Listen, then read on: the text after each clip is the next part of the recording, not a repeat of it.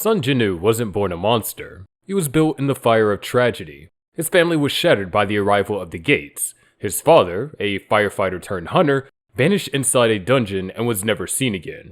His mother, struck down by a mysterious coma. All with his sister still in school, depending on him to survive. As for Jinwoo, he was humanity's weakest link, an E-class hunter risking his life every day just to pay hospital bills. No power, no clout, just desperation and the will to keep going. But that's what makes his rise so terrifying, and we're gonna go over his incredibly epic and tragic story from beginning to end to show you how a true monster was born. Let's get started. Sung Jinwoo wasn't chasing glory, just survival. Then came the raid that changed everything. A routine D-rank dungeon with a ragtag team, washed up Kim Song-shik, skilled healer Lee Joo-hee, veteran mage Song Chi-yeol. After clearing it, they found a hidden double dungeon. Instead of reporting it, they voted to clear it. The deciding vote? Jinwoo. This turned out to be a horrifying mistake. Inside, eerie statues filled the room, a colossal statue of God looming over them. The door slammed shut. One guy tried leaving to his instant beheading. The massacre began. Statues came to life, shooting lasers, stomping heads, slicing bodies. Jinwoo, relying on raw instinct, figured out the first rule: bow to the statue. The survivors obeyed. Then the statue grinned and stood up.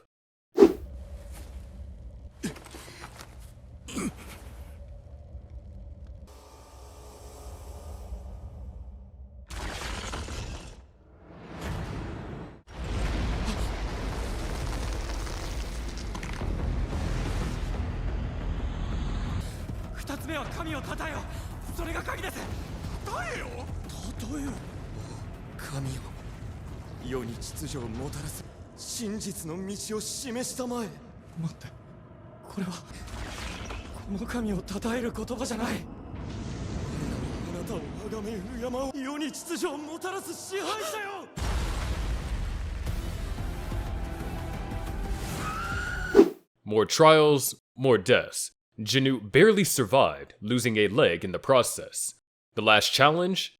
A sacrificial altar. One by one, the hunters fled, leaving Jinwoo behind. With death closing in, he chose to fight. Then, time froze. A blue screen appeared. You have earned the right to become a player. Accept? No hesitation, Jinwoo hit accept. Jinwoo wakes up in a hospital bed, half expecting to be dead. He survived the double dungeon nightmare, but was out cold for 3 days. Just as he's processing that, 2 Hunter Guild inspectors walk in. Turns out, only 6 of the 17 hunters made it out alive. The inspectors suspect a double awakening, where weak hunters suddenly become powerhouses. They test Jinwoo's power with a mana crystal. Result? A pathetic 10. Even the weakest E-ranks start at 70. The inspectors leave, convinced he's still trash. But Jinwoo knows something they don't. A floating blue system screen. His foot, which was ripped off, back. His wounds, gone. Then the system drops his first daily quest. 100 push-ups, 100 sit-ups twice, 100 squats, and 10-kilometer run. デイリークエスト強者を目指して腕立て腹筋スクワットランニングなんだよこれ冗談のほど Fresh out the hospital, Jinwoo ignores it. Bad move. The system drags him into a desert deathmatch against a giant sand centipede. He sprints for 4 hours before collapsing back in the hospital, covered in real desert sand. The system is real, and it's making him stronger. After 4 days of grinding, he unlocks an instant dungeon key. He activates it and steps inside. No escape. Kill the boss, or die trying. 感覚でわかるさっきのゴブリンよりはるかに強い足が動かない Before Jinwoo can react, a colossal wolf, Steelfang, lunges. Before his power-up, even goblins gave him trouble. Now he's facing this beast? Yeah, not ideal. But there's no turning back. Then he remembers the double dungeon blade. He rips it from his inventory and with one clean slash, cleaves Steelfang in 2. Levels up. But no time to rest. 2 more wolves charge. He spins midair, slicing one in half. The second one clamps onto his blade. So what does Jinwoo do? knees it in the gut, and finishes the job. As the last wolf vanishes, Jinwoo checks his gains. New skills, a passive strength boost, and a sprint ability. But the real shock? Leveling up amplifies everything, even intelligence and instincts. He's no longer the weakest E-rank hunter. As a matter of fact, he might already even be D-rank. Then, a sea of glowing red eyes appear. More wolves. Jinwoo moves like a blur, cutting them down. Level up, level up. At the corridor's end, 20 more. His blade dulls, but he grips it tighter. In fact, he's got a new title now, Wolf Slayer. In Season 1, Episode 5, A Pretty Good Deal, the world gets a whole lot darker. As far as the world knows, Jinwoo's still just an E-rank scrub, and that's exactly how he wants it. Hwang Dong-suk's party comes, a bunch of hunters who look more like a gang of thugs than professionals. Jinwoo takes a job with them, knowing full well that E-rank hunters usually don't get treated well. This arc introduces Yoo Jinho, a rich kid with more money than sense, who somehow becomes one of Jinwoo's most loyal allies. But this job is a setup. Dong-suk and his merry band of scumbags had no intention of splitting the loot fairly. Their plan? Kill off the weakest members, Jinwoo and Jinho, so they don't have to share. Simple, clean, except they massively underestimated Jinwoo.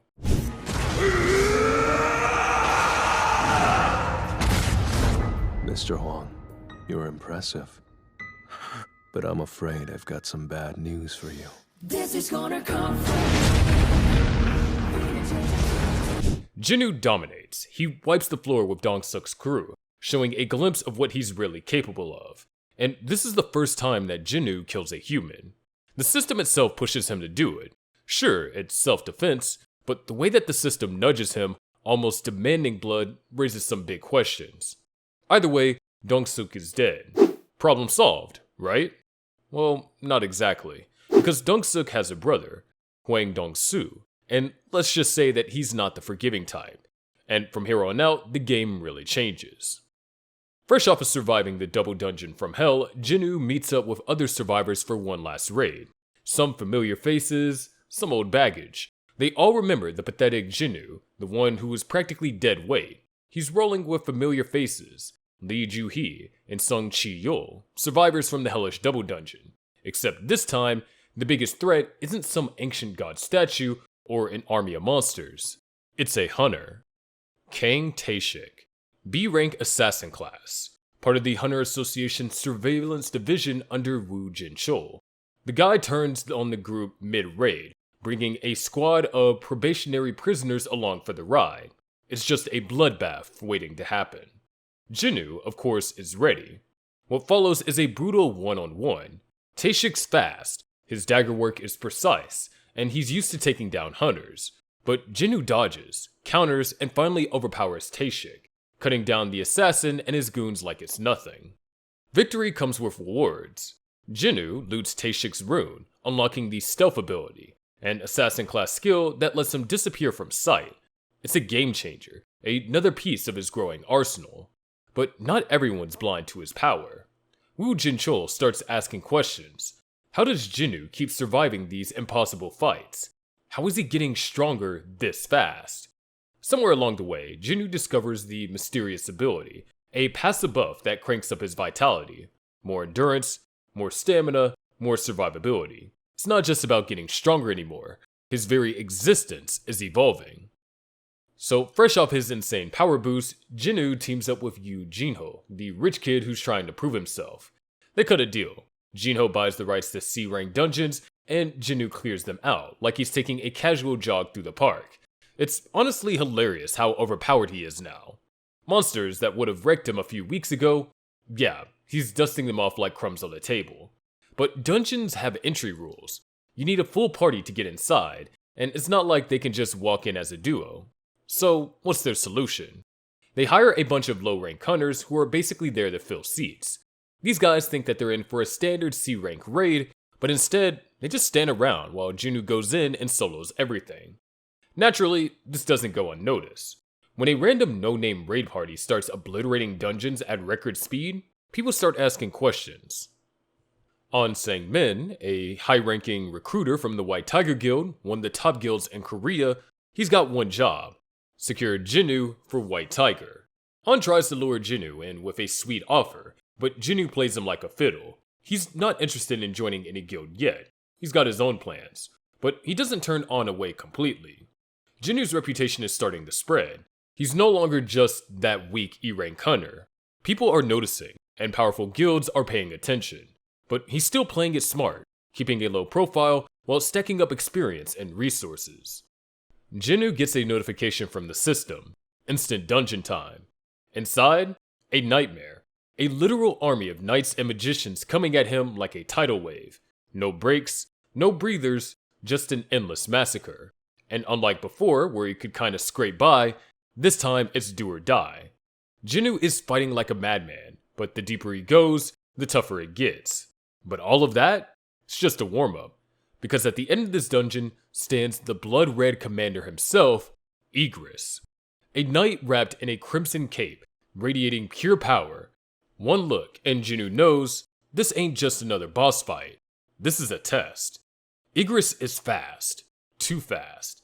Jinwoo dodges, counters, barely keeping up.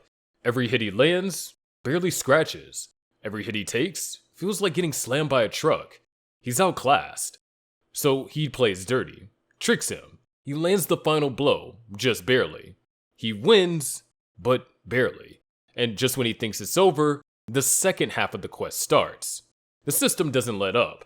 The next fight is even worse. Jinwoo is cornered, struggling to breathe, legs barely holding him up. And for once, the penalty zone, the literal nightmare desert of death, actually seems like a safer place to be. But he doesn't die. He pushes through, and when he finally clears it, the real reward is waiting. His new job change. And it's not assassin. It's something much, much darker. Necromancer. At first, it sounds like a joke. Raising the dead? Controlling corpses? Nah, that's not him. Or is it? The system prompts him. One command. Just one. Arise.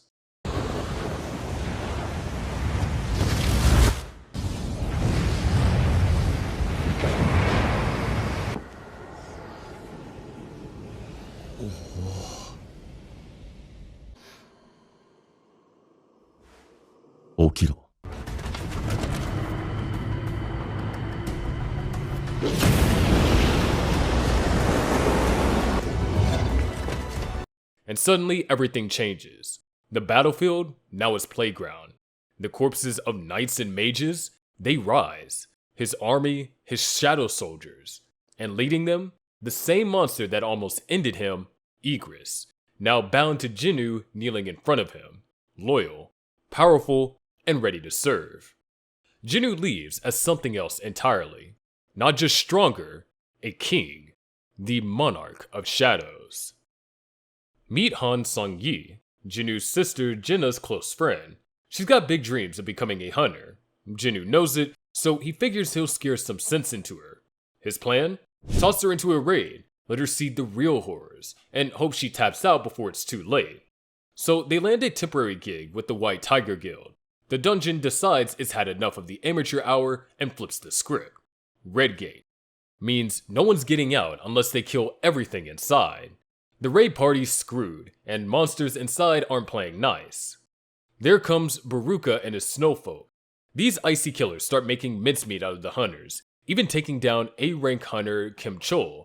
But Jinwoo pulls off his signature necromancer flex and revives Kim Chol as a shadow soldier, slaps a new name on him, Iron, and keeps it moving like it's just another Tuesday.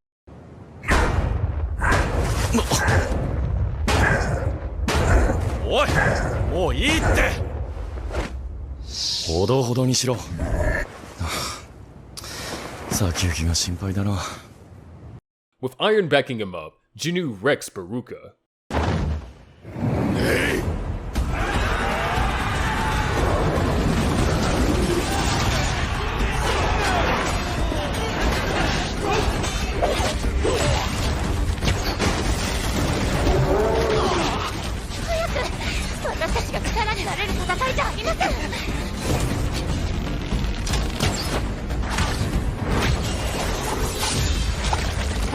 No more snowfolk, no more problems.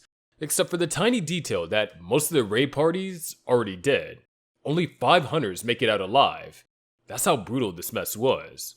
The White Tiger Guild leader, Baek Yoonho, sees all this go down and immediately decides, I need this guy on my team. He's ready to throw anything and everything at Jinwoo to recruit him.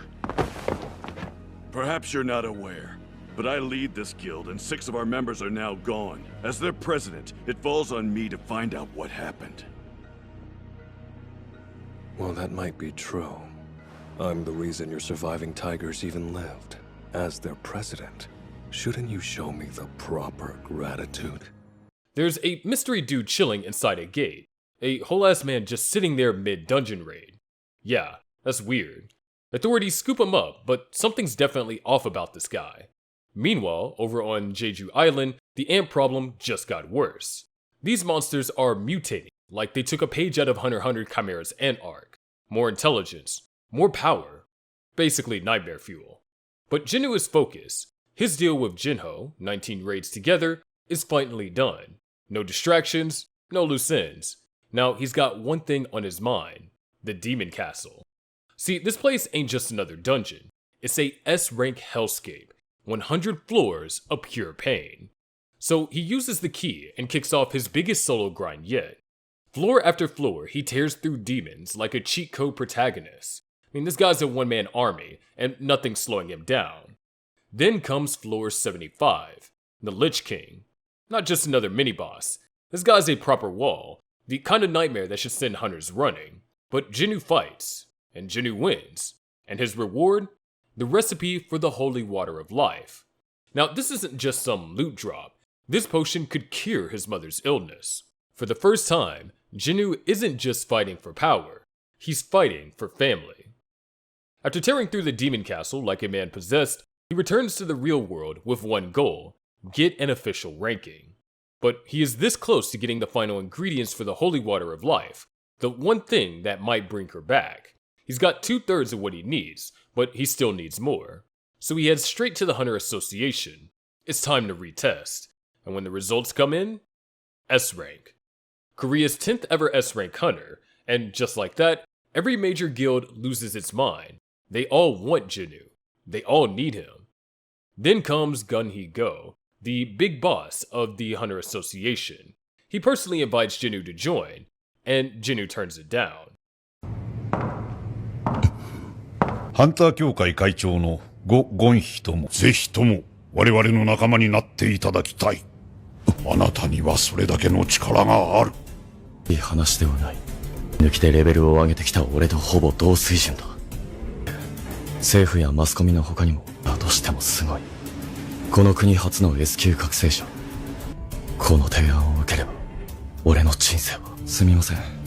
お断り。Because joining the association means no more raiding, no more grinding, no more leveling up. And that's not happening. Jinwoo isn't satisfied with just being the strongest in Korea. He's looking way beyond that, and he's just getting started. Sung Jinwoo sneaks into an A-rank dungeon with the Hunters Guild, pretending to be nothing more than a magic crystal miner. Then comes Cha Haein, an S-rank hunter with killer instincts. The second she gets near Jinwoo, she knows something's off. She can feel his power, even though he's trying to stay invisible. The next day, he signs up for another raid with the same crew, thinking it'd be more of the same. The moment they step inside the gate, it's an ambush. High orcs, big, ugly, and ready to slaughter, surround the entire raid party. But they're not here for a fight. Not yet. They're dragging the hunters to their leader, an orc mage who thinks he's the boss. With his shadow soldiers unleashed, Jinwoo flips the battlefield upside down. The high orcs thought they were in control? Nah. Jinwoo wipes the floor with them like they were nothing but training dummies. The orc mage? Destroyed. Just another stepping stone in Jinwoo's power trip. But he doesn't stop there. Jinwoo got his favorite move, Arise. He revives the high orcs and turns their dead leader into Tusk. With more power, more experience, and a whole lot more confidence, he storms back into the demon castle, ready to clear the rest of the floors and claim what's ever waiting at the top. And right when things start heating up, he meets Essel, a demon girl who's not trying to rip his head off. Instead, she actually talks to him, big surprise, and even offers to help. In return, she makes him promise not to slaughter her entire clan. Jinwoo agrees, because, hey, he's here for the big prize, not small fry demon politics. With Essel leading the way, he cuts through the castle like a man on a mission, carving his path straight to the 100th floor. And waiting for him, the final boss, Baran, the king of demons. I mean, this dude is built different. He's got raw power, lightning magic, and a mean streak a mile long. The battle is brutal. Baran throws everything he's got, and Jinwoo throws it right back. His shadow... He blocked Fatal Strike!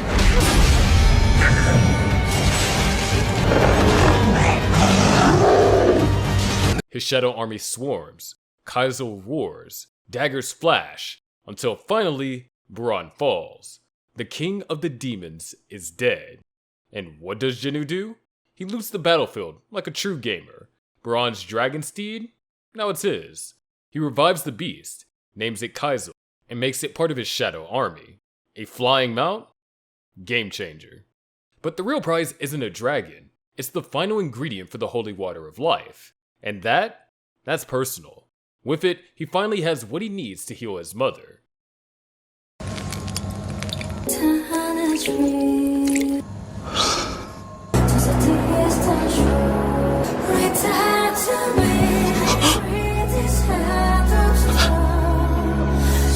Jin なのね。元気にしてる。ありがとう、ジン。辛かったでしょう。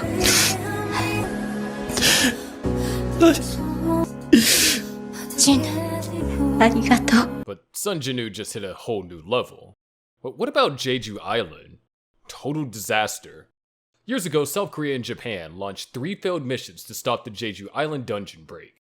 Each ended in disaster, claiming countless hunters, including S-rank mage Eun-suk.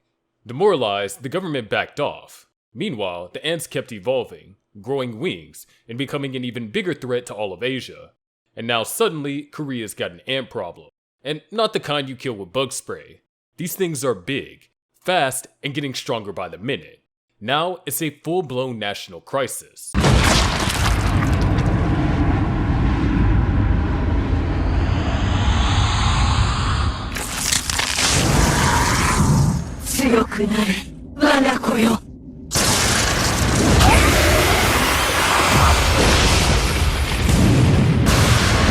Japan, seeing how bad things are, sends their strongest hunter, Ryuji. Dude rolls in, ready to save the day, and gets absolutely bodied. The Ant King doesn't just beat him, he erases him. And after grinding in the demon castle, Jinwoo finally steps out, only to find Korea on the brink of collapse. The battlefield is a mess, hunters are dying, and even the S-rank healer, Min Byung-gyu, doesn't make it. But Jinwoo? He doesn't waste a second. He revives Byung-gyu on the spot, forcing the guy back into action to heal the survivors. Then, it's go time. With Cha-hae and Byung-gyu backing him up, Jinwoo goes straight for the Ant King, and the Ant King never stood a chance. Jinwoo absolutely wrecks him, and Cha-hae takes down the Ant Queen for good measure. The Ant King is now a soldier in his shadow army, and Jinwoo renames him to Beru, and just like that, he's got an unstoppable monster on his side.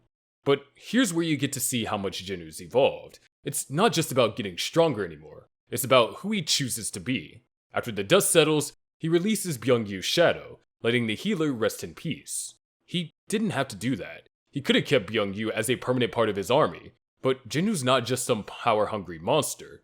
He's still human. Korea officially dubs him a national-level hunter, a title so rare it's basically mythical. Governments and guilds worldwide lose their minds. They need this guy. America, being America, throws the biggest offer on the table. See, the US has an ace up its sleeve. Norma Selner, a top-tier psychic who can reawaken hunters, pushing them beyond their limits. If anyone could break Jinwoo's ceiling, it's her. Jinwoo isn't exactly thrilled about working under someone else, but he agrees to check it out. Jinwoo doesn't make small talk, he lets Selner do her thing. And that's when everything changes. The second Selner tries to read him, she nearly passes out. Her body shakes. She sees something lurking inside Jinwoo, something ancient, something boundless. The Shadow Monarch's power is already inside him. His fate is set. With nothing left to gain in America, he heads back to South Korea and makes a decision that will shake the world again. He builds his own guild. He's done playing by anyone else's rules. Jinwoo isn't just leveling up anymore. He's becoming something else entirely, and the world has no idea what's coming. Ajin Guild, named after his sister Jinna, because she was the only person in the world he actually cares about. With Yu Jinho as his right-hand man, Jinwoo sets up the guild on his own terms. No politics, no corporate nonsense, just pure unfiltered strength. And guess who's showing up wanting in? Cha Han, the S-rank hunter. She respects Jinwoo's strength, and let's be honest, there's definitely something more simmering under the surface. She even goes as far as to fight Igris just to prove she's worthy. And she wins. She thought it was easy. Then he tests her against Beru, ordering her not to harm her. Beru obeyed until Cha stabbed him. Losing control, he attacked with killer instinct, but Jinwoo stopped him mid-strike. But does Jinwoo say, "Welcome to the team"? Nope. He turns her down, as he came to know that she likes him. So instead, he recruits Jinho's cousin, Yu Soo-yeon, as a secretary. A 3-person guild. Sounds like a joke. But when you have an army of shadows at your beck and call, you make your own rules. Jinwoo, curious about his powers, prepares to visit the Kartanon Temple. Yeah, that double dungeon. The same death trap where his whole nightmare started. He steps inside, and the truth starts unraveling. Meet the architect, the mastermind behind the system, the guy who's been pulling the strings from the shadows. His name is Kandairu, and he's got some big reveals. First, Jinwoo's not just some lucky player in a magical game. No, his power goes way, way back, all the way back to the beginning of time. Inside him lies the essence of the Shadow Monarch, a being so terrifying that even gods wanted him erased. Then comes the real history lesson.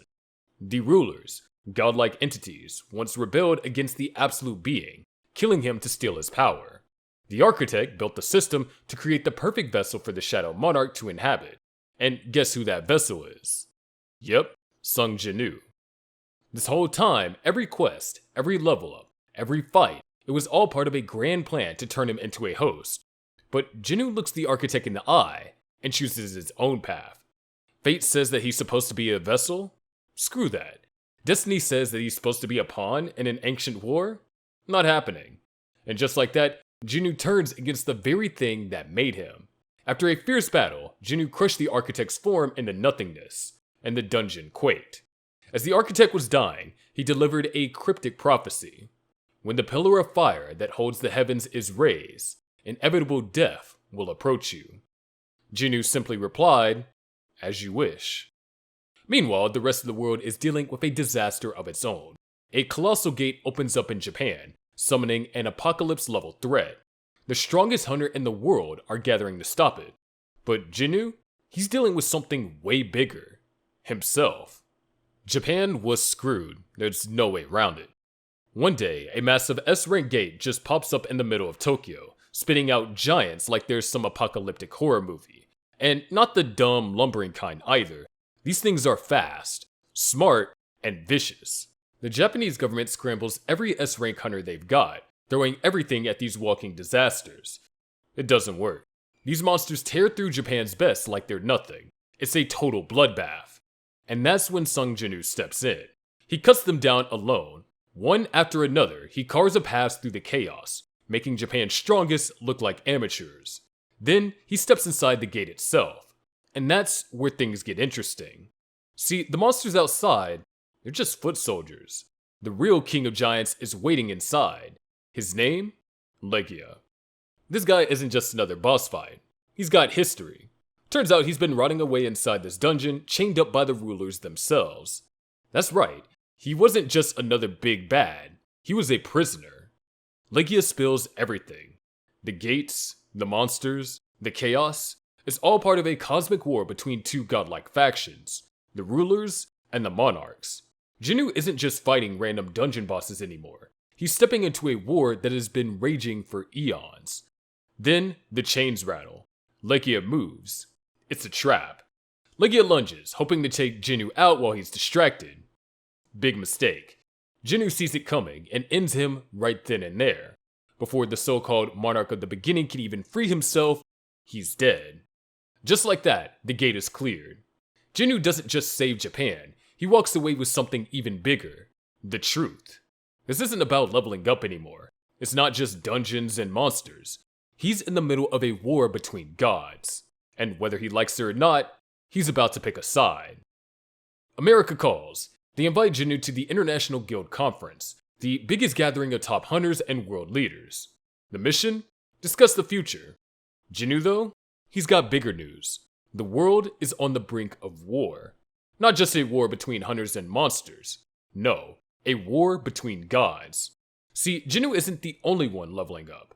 In the shadows, the Monarchs, an ancient race of absurdly powerful beings, have started their attack. Their sworn enemies, the rulers, have been hiding inside humanity's strongest hunters, using them as vessels, and now the Monarchs are taking them out one by one. Jinwoo steps up at the conference, drops this truth bomb, and you guessed it, nobody believes him. Then Jinwoo was granted permission by the Federal Bureau of Hunters to see Kamish, the dragon corpse, in person, and was able to successfully revive Kamish as a shadow. Kamish was the dragon that once wiped out America's top hunters, but the resurrection fails, and Kamish collapses before Jinwoo can fully control him. I guess even Jinwoo has his limits. And then, things get personal. His right-hand man, Yoo Jinho, gets kidnapped. The guy responsible? Hwang Dong-soo, an arrogant hunter who thinks that he can make Jinwoo pay for killing his brother. When Jinwoo finally tracks him down, though, Jinho's barely breathing. And Dong-soo? He's dead before you even realize what's happening. Jinwoo resurrects Dong-soo as a shadow soldier. His new name? Greed. Of course, this doesn't sit well with Thomas Andre, America's strongest hunter. Dong-soo was one of his men, and Thomas isn't about to let that slide. So he challenges Jinwoo to a fight. The fight isn't even close. Thomas gets wrecked. And the Monarchs? They just made the worst enemy possible. War has officially broken out, and the Monarchs aren't playing around anymore. They're tearing through humanity, slaughtering the ruler's vessels. And of course, there's only one guy standing between them and total annihilation. Sung Jinwoo. At this point, Jinwoo is already beyond what any normal hunter should be. He's been stacking power like it's a damn RPG, and his shadow army is no joke. But the Monarchs? They're a different breed. Stronger, smarter, ruthless. Meet the Frost Monarch, the Insect Monarch, and the Beast Monarch, three of the deadliest enemies that Jinwoo has ever faced. Jinwoo fights with everything he's got, shadows flying, swords clashing, but the Frost Monarch and Beast Monarch start overpowering him. He's fast, but they're relentless. He's strong, but they're coordinated. And after an absolutely brutal battle, Jinwoo falls. And just when it looks like Jinwoo might win, the Beast Monarch attacks, hitting him hard. Jinwoo is badly hurt and close to losing. He was overpowered and killed by the Beast Monarch in battle. But then he gets a message. It tells him he has the Black Heart, a sign that something big was about to change, and that his fight isn't over yet. Because in the abyss, in the void where all should be lost, he meets the Shadow Monarch, Ashborn. This is the moment of truth, the moment everything clicks.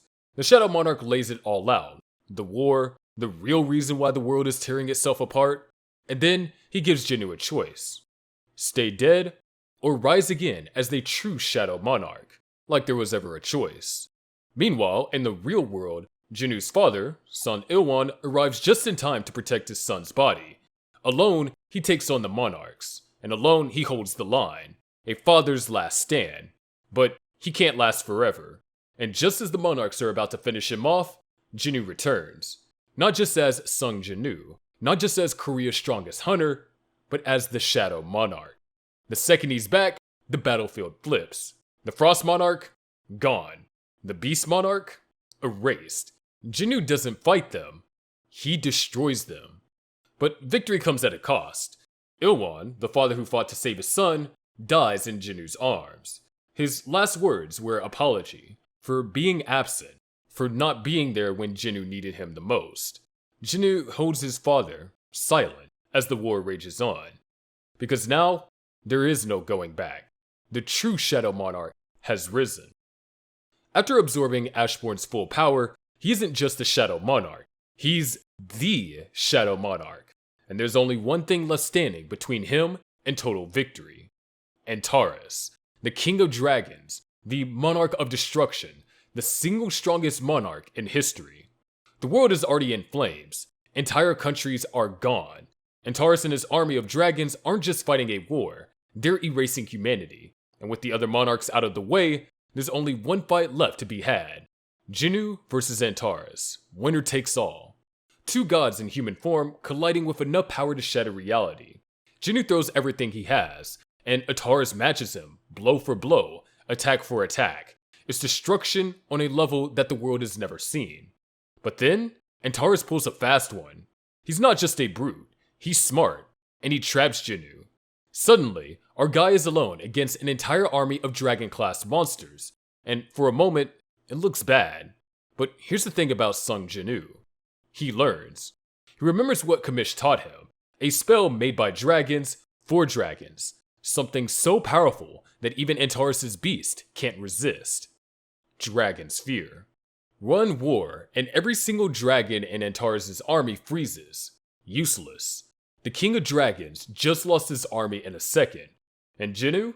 He's already one step ahead. He pulls his own trick, luring Antares into a trap of his own, and the moment Antares lets his guard down, the rulers arrive, the celestial gods who have been waiting for the perfect moment to strike. And just like that, it's over. The war is won, the world is saved. And Sung Jinwoo? He's no longer just a hunter, no longer just a monarch. He's something far greater.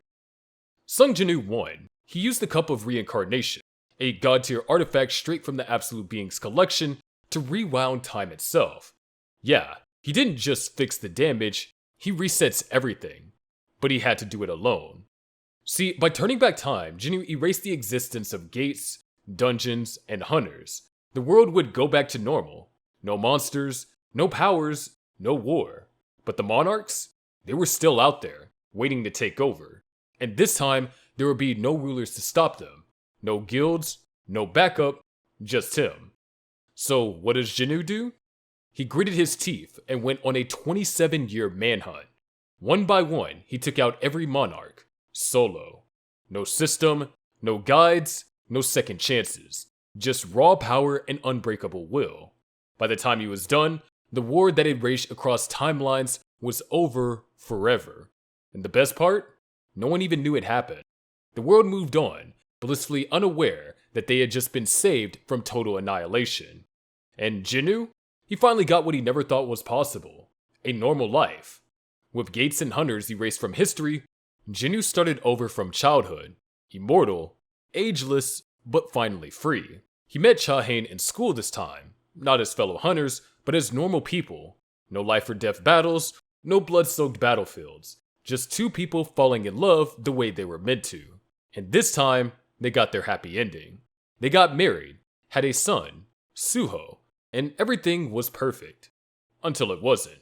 20 years later, the gates started opening again. Something was coming. And this time, Jinwoo was the only one who knew what was waiting on the other side. Unlike his dad, Priest System, Suho is a natural-born warrior. He's out here taking down bullies like they're low-tier mobs, but he has no idea how powerful he really is. Because Jinwoo blocked his memories of his true strength. He throws Suho into dungeon-like scenarios, forcing him to fight through Jinwoo's own shadow army. No shortcuts, no easy power-ups. If Suho wants to be strong, he's gotta earn it. Then, the real chaos begins. With the reopening of the gates, Suho officially becomes a player, like father like son. But unlike Jinwoo, Suho isn't just stepping into his dad's shadow, he's carving out his own legend. And where's Jinwoo while all this is happening? Fighting an alien race in space. While Suho levels up on Earth, Jinwoo's out here battling the Igris race, a species tied to the Absolute Being. These guys are serious business, and if Jinwoo's involved, you know they're a major threat. So now we've got two generations of Sung family monsters, one ruling the battlefield in space, and the other tearing through dungeons on Earth. Solo leveling might have started with Jinwoo, but Ragnarok belongs to Suho. And trust me, this is only the beginning.